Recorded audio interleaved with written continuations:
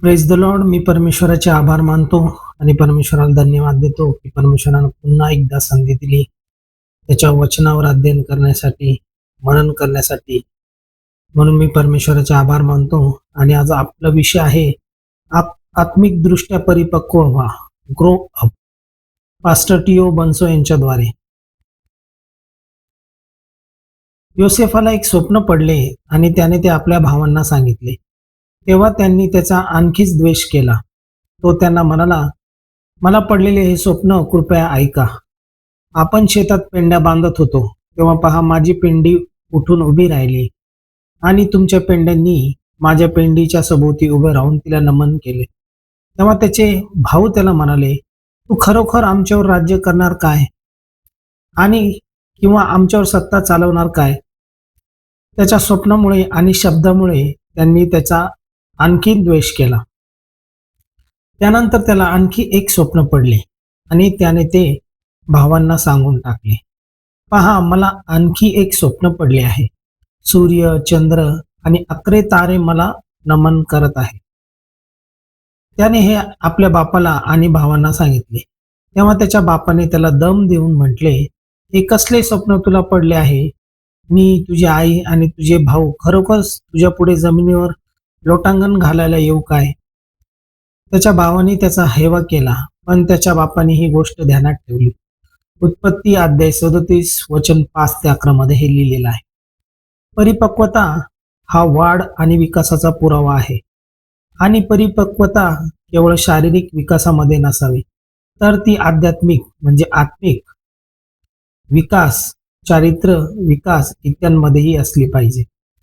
देवाच्या प्रत्येक लेकराचे ध्येय सर्वांगीण विकासाचे असले पाहिजे. लूक 2:52 हे वचन सांगते, आणि येशू ज्ञानाने, वयाने आणि देव व माणसे यांच्या कृपेत वाढत गेला. हा सर्वांगीण विकास होता. असे काही लोक आहेत जे शारीरिक दृष्ट्या परिपक्व आहेत, परंतु इतर बाबतीत अपरिपक्व असतात. योसेपाची अपरिपक्वता.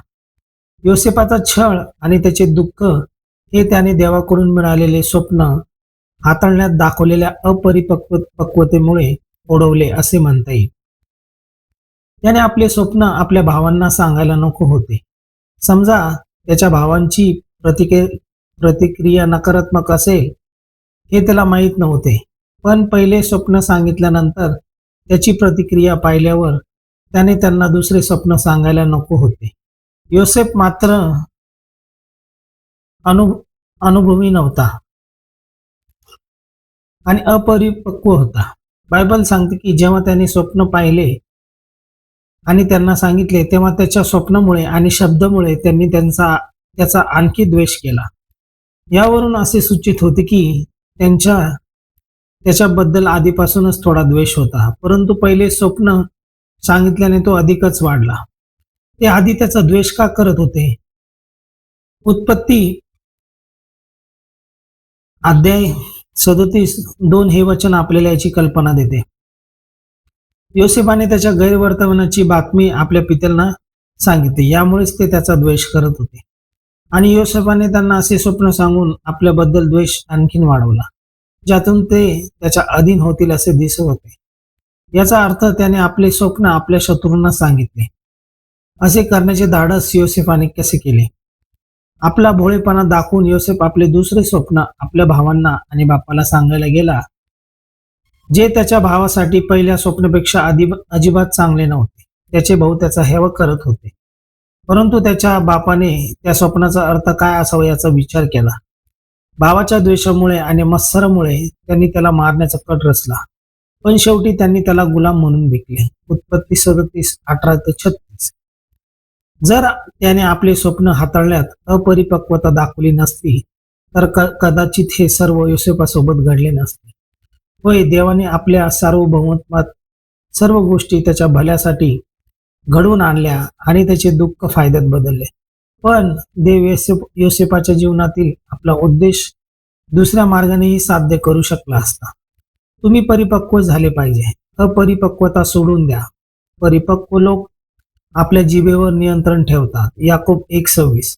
या वचनानुसार जर कोणी स्वतःला धार्मिक समजतो पण आपल्या जिभेला आवर घालत नाही, तर तो स्वतःची फसवणूक करतो आणि त्याचा धर्म व्यर्थ आहे.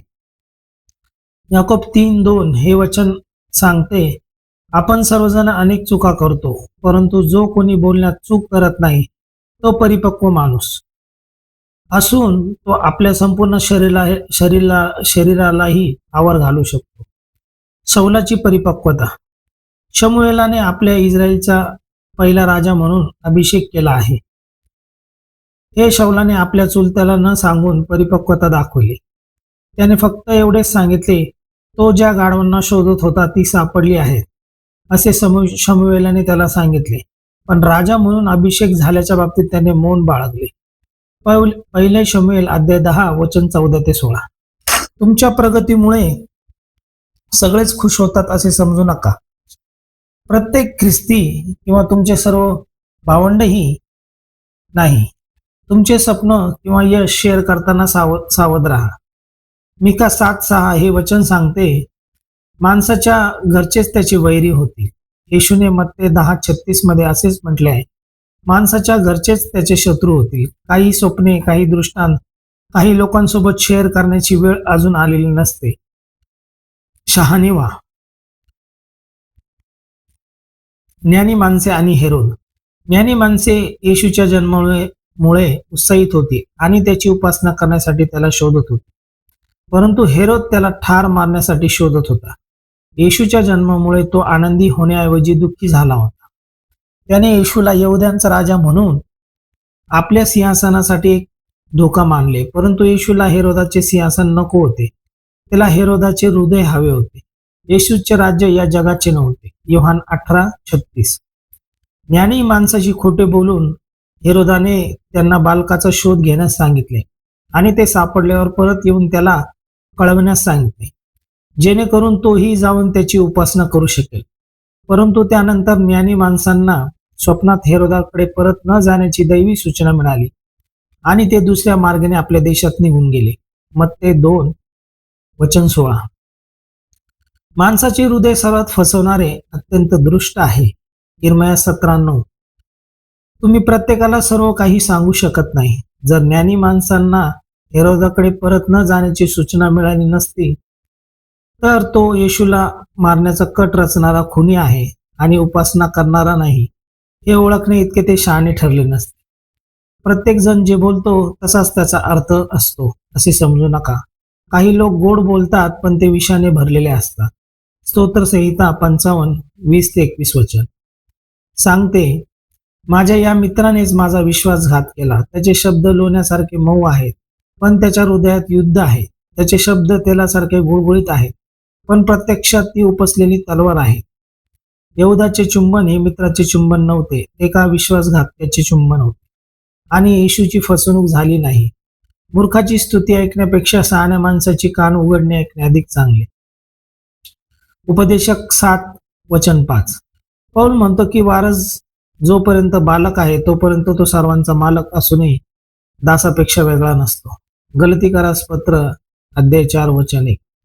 जोपर्यंत तो परिपक्व होत नाही तोपर्यंत तो बालक आपल्या हक्काचा वारसा ताब्यात घेऊ शकत नाही. तुम्ही मोठे म्हणजे परिपक्व झाले पाहिजे. कायम बालक राहू नका. आत्मिक दृष्ट्या वाढा. नेहमी दुधावर अवलंबून राहू नका. तुम्हाला जड अन्न खाण्याची गरज आहे. इब्री लोकास पत्र 5:12-14. पहिले करीन 14:20 हे वचन म्हणते, बंधूंनो, समजुतीच्या बाबतीत बालकासारखे होऊ नका, तर वाईटपणाच्या बाबतीत बालकासारखे असा, पण समजुतीने परिपक्व व्हा. बालिश असणे आणि बालकासारखे असणे यात फरक आहे. स्तोत्रसंहिता 116:6 हे वचन सांगते, परमेश्वर भोळ्यांचे, बालकासमान विश्वास ठेवणाऱ्यांचे रक्षण करतो. मत्ते 11:25 मध्ये येशूने प्रार्थना केली की देवाने या गोष्टी शहाण्यांपासून लपवून बालकांना प्रकट केल्या आहेत. तसेच लूक 10:21 बालकासारखे असणे हा देवाच्या लेकरासाठी एक सकारात्मक आध्यात्मिक गुण आहे. परंतु बालिशपणा दूर केला पाहिजे कारण ते अपरिपक्वतेचे लक्षण आहे. बालिशपणा सोडा, प्रौढ व्हा. बायबलची काही वचने आणि शिकवणी केवळ परिपक्व ख्रिस्तीच स्वीकारू शकतात. अपरिपक्व ख्रिस्ती त्यांना नाकारतील. पौल म्हणतो, म्हणून आपल्यापैकी जे परिपक्व आहेत त्यांनी असाच विचार करावा. फिलिप्पियरास पत्र अध्याय 3 वचन 15. तुम्ही तुमच्या समजुतीत परिपक्व असावे अशी देवाची अपेक्षा आहे. इब्री लोकास पत्र 6:1. तुम्ही परिपक्व आहात का? तुम्ही परिपक्व होत आहात का? पौल म्हणतो की तो परिपक्व ख्रिस्ती लोकांमध्ये ज्ञानाच्या गोष्टी बोलतो. 1 कोरिंथ 2:6. सेवा कार्याच्या दानांसाठी खुले राहा. तुम्ही सेवा कार्याच्या दानांप्रती किती खुले आहात यावर तुमची परिपक्वता ठरते, कारण ते तुम्हाला प्रभूमध्ये परिपक्व होण्यास आणि पूर्णपणे वाढण्यास मदत करण्यासाठी आहे. इफिसकारास पत्र 4:11-13. प्रौढ व्हा.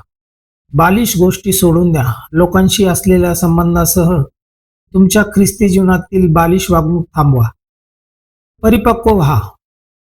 1 कोरिंथ 13:11 हे वचन सांगते, जेव्हा मी बालक होतो तेव्हा मी बालकासारखं बोलत असे, बालकासारखा विचार करत असे, बालकासारखे समजत असे.